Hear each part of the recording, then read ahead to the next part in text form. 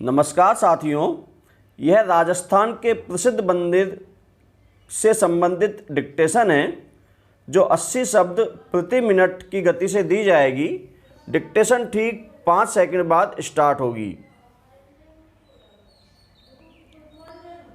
Start.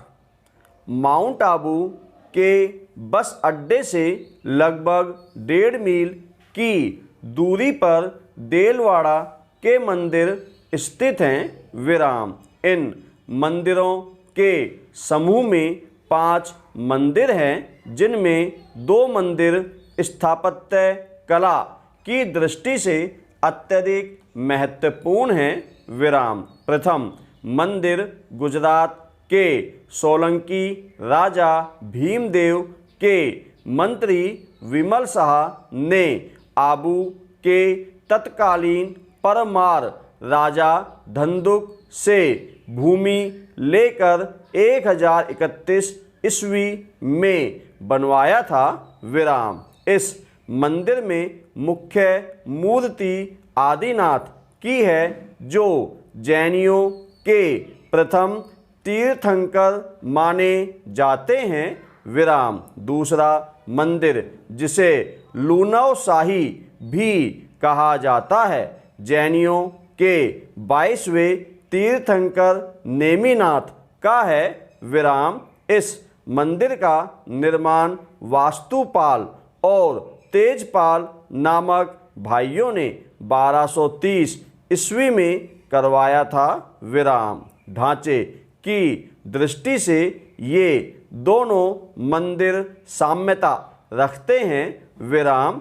इनमें बने हुए गर्भगृह, सभा मंडप, स्तंभ, देवकुलिका, हस्तशाला आदि शिल्प सिद्धांत के अनुकूल बने हुए हैं। विराम। इस शताब्दी में अधिकांश मंदिर भुवनेश्वर प्रणाली के बनते थे तथा देलवाड़ा के ये मंदिर उसी प्रणाली के प्रतीक हैं। विराम। पैरा। प्रथम आदिनाथ का मंदिर 180 फीट लंबे व 100 फीट चौड़े चौक के बीच में स्थित है। विराम। अंदर की तरफ किनारे किनारे कोठरियां बनी हुई हैं। विराम। प्रत्येक कोठरी में प्रवेश द्वार के सामने ऊंची वेदी पर 24 तीर्थंकरों में से एक की प्रतिमा स्थित है। विराम।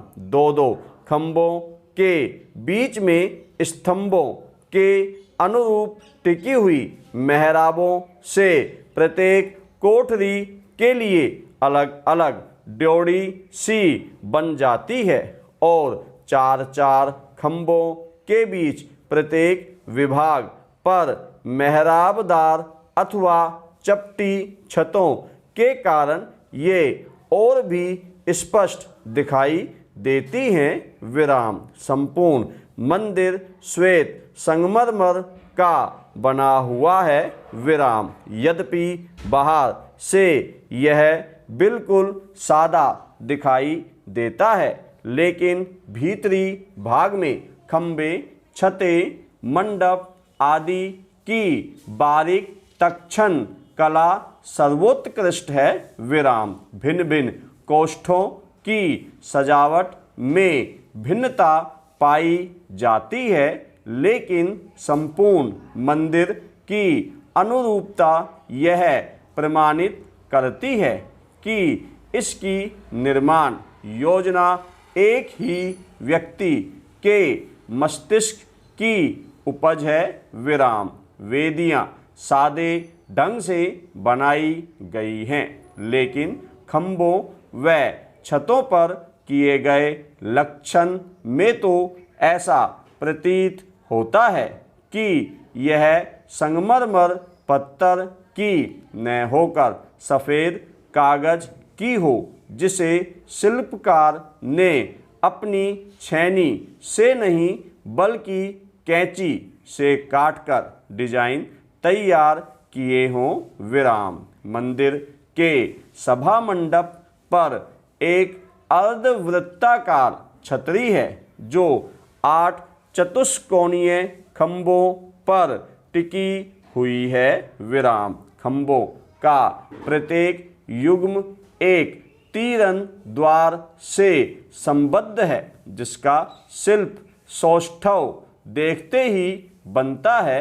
विराम। खंभों के बीच की जगह पर छाई हुई गुंबददार छतें किसी भी दर्शक का ध्यान आकर्षित किए बिना नहीं रहती।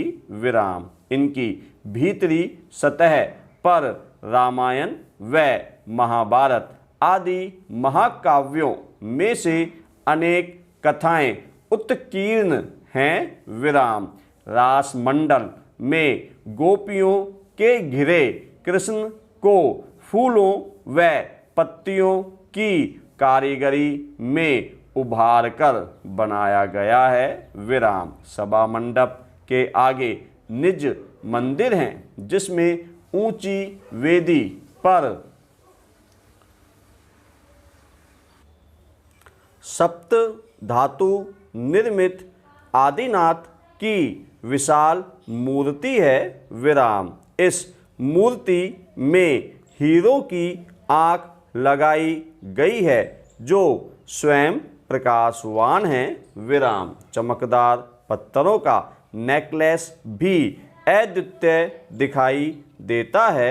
विराम। पैरा। आदिनाथ के मंदिर के दाहिनी और चौक के एक कोने में ऊंचे कक्ष में भवानी देवी की मूर्ति प्रतिष्ठित है। विराम। इसके पास ही के कक्ष में 22वें तीर्थंकर नेमिनाथ की विशाल मूर्ति है जो एक ही संगमरमर के पत्थर से बनी हुई है।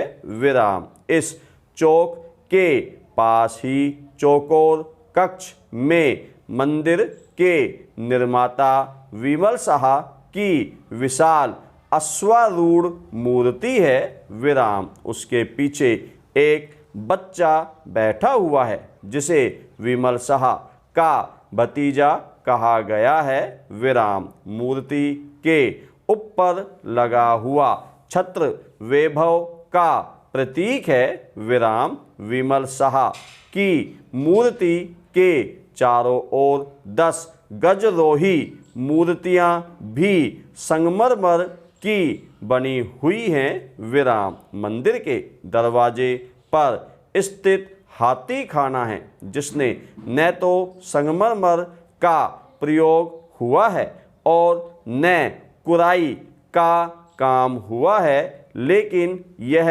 इतना ऊंचा भवन है कि इसमें एक हाथी में सवार के सीधा प्रवेश कर सकता है। विराम। विमल शाह की मूर्ति और हाथी खाना संभवतः बाद में बनाए गए हैं। विराम। पैरा।